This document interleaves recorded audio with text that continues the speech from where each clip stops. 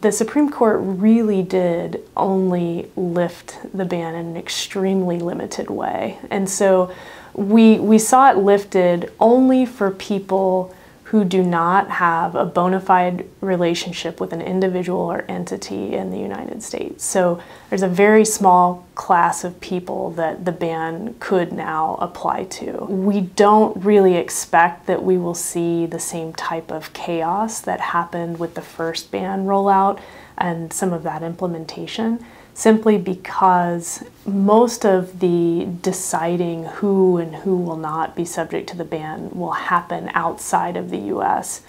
With the Department of State in the visa issuance procedures. One thing, though, that will happen is that when people are applying for new visas at a consulate abroad, they will be required to show an existing relationship with an individual or entity in the United States if they're from one of the 6 countries in order to get a visa to be able to come to the U.S. Or they'll have to show that they merit some waiver in a waiver process that the government's put into place, but that's not really at issue at this point. The government, however, has taken an extremely limited view on what would constitute a bona fide relationship, particularly to an individual. So, for example, the government has issued guidance that says that grandparents would not be included in that group of individuals.